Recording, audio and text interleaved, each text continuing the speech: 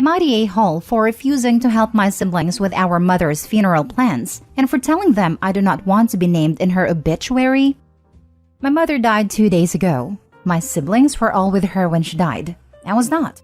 She was a bully to me and hated my guts for as long as I can remember. Not sure if it was the fact that I was the kid who looked so much like Dad, the fact she was young when she got pregnant with me and resented me for it, or whether I was just unlucky. But she gave me a horrific childhood. And my dad died when we were all young, so I was left to watch her dote on my siblings and treat me like trash. I got to hear all the time that I ruined her life, that she wished she had aborted me, that she dreamed of me dying and getting the relief knowing she'd never have to see me again. I ended up staying with friends from the age of 15, but I hadn't seen her since my 20th birthday, when she showed up with my siblings and told me she wanted to puke just looking at me. I never told her I was gay, never introduced her to my partner or my children. When my siblings called to tell me she was dying, I was so happy. Knowing she's gone, knowing that the woman who hated me for reasons out of my control, who made sure I know how much she never wanted me, filled me with such a feeling of relief. But of course, my siblings are heartbroken. They wanted me to be involved. I told them no way, no how. I said she was a great mother to them and that was fine. But she was evil to me. She was evil and made my childhood hell. And I was not a grieving child and was not spending a single second giving her a nice send-off or spending a single cent on it either. They got mad. Told me it should be split between all of us. They had already planned her obituary and told me how bad I would look if I don't help plan or don't show up. So I told them to get my name off the obituary because the woman they described was not my mother. We argued. They told me I was behaving just as badly as her by taking it out on them when they did nothing wrong. I told them I just wanted them to leave me out of it. I told them to pretend we're half siblings and I have a different mother out there if it helps. They told me I could at least do it for them and to think about how hard this has been for them. The fighting just keeps on going and it actually delayed the funeral planning since they spent more time trying to convince me than doing any planning. They keep asking for my opinion, etc., trying to draw me in, then get mad and tell me I am treating them badly. Am I the a-hole? Not the a-hole. Your siblings can't force you to be involved. Your experience of her as your mother is clearly very different to theirs. Stand firm. And tell them again that you are not interested. You will not be going and you will not be contributing financially. Tell them you are not going to be discussing this subject again. Or you could agree to be in the obituary, so long as the whole thing begins with the line, "Ding dong, the witch is dead." That should make them back off. Not the a-hole. I suspect that they really want to split the cost of the funeral and this is why they are pressuring you. Not the a-hole. That said, you may want to be slightly involved for the sake of your relationship with your siblings. As you suggested, you can think of them as half-siblings with a different mom. If your half-siblings just lost their mom, how would you react? Would you be consoling? Would you consider chipping in if they were short on money? Would you want to be around for those half-siblings even though they're grieving a stranger to you? If the answer is yes, then consider helping out. If the answer is no, then stay firm. I would, assuming the person wasn't evil to me, but I hate the idea of helping give her a nice send-off. That's where the issue is. I'd love to just leave her to rot and end up forgotten. Next story. Am I the a-hole for stealing my sister's baby? My 29 little sister, female 21, we'll call her Jane, has a 14-month-old baby girl we'll call Sarah, whom I have had custody of since late June of 2022. Jane was divorcing her husband, jobless and homeless. I offered to take temporary guardianship of Sarah so she would be safe and cared for while Jane got her life together. At first, she turned me down. However, after Sarah was dropped off to our mom's house in dirty clothes and an old diaper by a stranger, while she was supposed to be under the care of her father, Jane agreed to give her to me and my wife.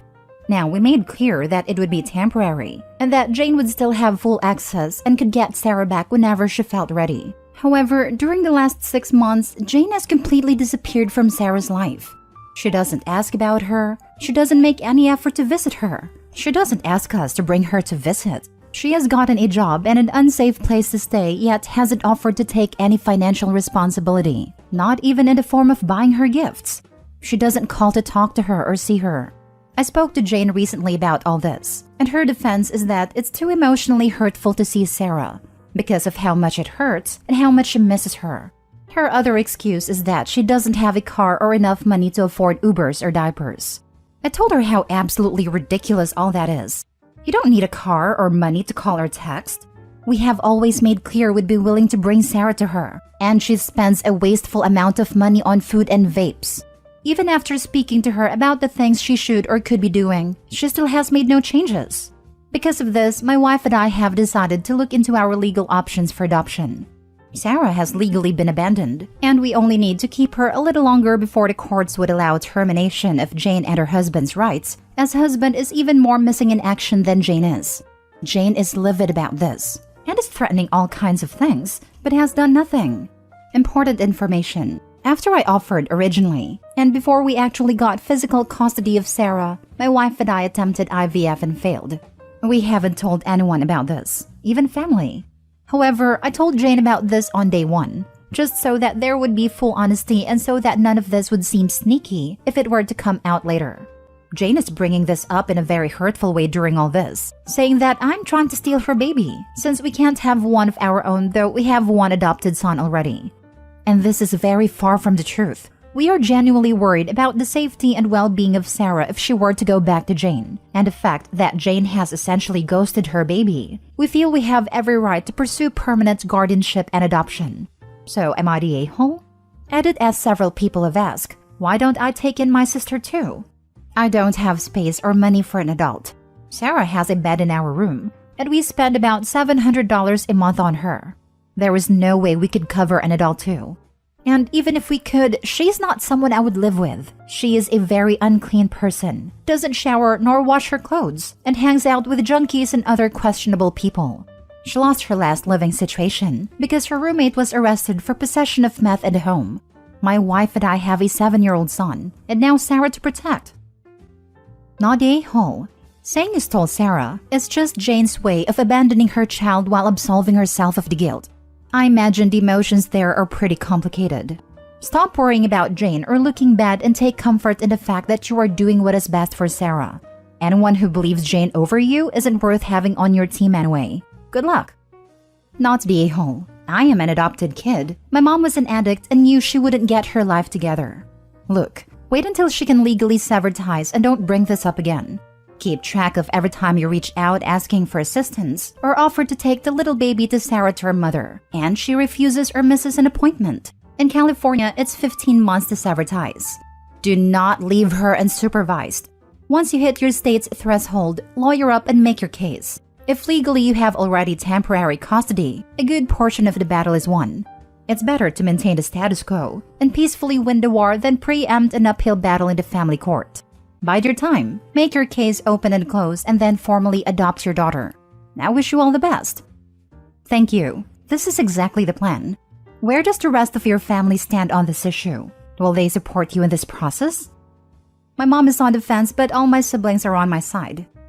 If your mother ever gives you pushback, you should remind her how Sarah was delivered back into her life, in dirty clothes and an old diaper. Next story. Am I the a-hole for not including my grandchildren's stepmother, step and half siblings in a family book? My youngest daughter died 9 years ago. She left behind a husband, Joe, and 3 children. My granddaughter is now 17 and my grandsons are now 16 and 15. Joe has since remarried to a lovely woman, Marie. Marie has a son and a daughter from a previous marriage, and she and Joe had a 5-year-old together.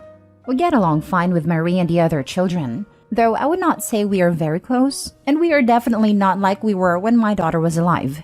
That appears to now be a problem. You see, there is a book, a scrapbook type of book, where we add new members of the family to it, and the children born get little updates about them until they're grown. It was started by my grandmother, and continued by my mother and now me. It's not in the best condition, but we cherish it in the family, and those who are gone. When we look back, there's little memories in there to make us smile. Well, I do not have Marie or any of her children in this book, but they're aware of the book's existence from Joe and from my grandchildren. My oldest granddaughter and her partner became parents recently, and the book became a hot topic. And Marie was unhappy that my great-grandchild was included, but not her and her kids, because my great-grandchild is not related by blood. Joe told me the kids would love to have their whole family added to it, but then my grandchildren claimed something different, and it has become such a mess. Joe, Marie and I eventually sat down to discuss it, and they told me they feel like Marie and the kids should be shown full acceptance as part of the whole family and included. Marie also added that she should be added where Joe is, which is Paige's joint to my daughters, and I said that would never happen. She told me and her kids are just part of my family, but I told her she is not. I made it very clear she will never be my daughter. Joe told me it would set a good example for my grandchildren, for them to fully embrace Marie and the children, to drop the need for step, and see that they are all accepted just as much as he and they are. And I told him I could not do that, that I love him, that I love my grandchildren, but I do not love Marie or their other children. That I like them and they are good to have around, but it is not the same. Now they're angry, while my grandchildren are upset their dad wanted Marie and the other kids to be in the book. Marie called me a terrible grandmother in person, and that she had told her kids I was grandma, and now I had made their lives so much more terrible. Am I the a-hole? Now for the comments. Not the a-hole. This woman is basically a stranger to you. You don't owe it to her to be added in the family book. And your grandchildren understand this as well. The issue is Joe and Marie. I imagine the grandchildren are hurt and feel like she's trying to shove into their memories of their mother. Love that dad lied about his kids' feelings too. Glad grandma asked them directly. I don't understand these people who marry a widow/widower and can't accept they're a widow/widower. Like, just marry someone who doesn't have that baggage if you don't want to deal with it. Not the a-hole. This is a very clear-cut case of not the a-hole. Marie and her children are not related to you by blood.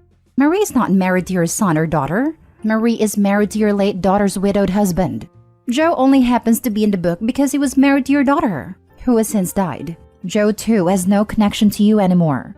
Since your daughter is no longer around to have a say, her children need to do that for her. And they have. They don't want Marie and her children in this book. Joe should be happy that you're continuing the tradition for your daughter's children. For his older children, his mother has died, and so should Marie. If Joe and Marie care so much, they should have started a new book years ago for their own blended family. But they cannot demand that extended family members do the same.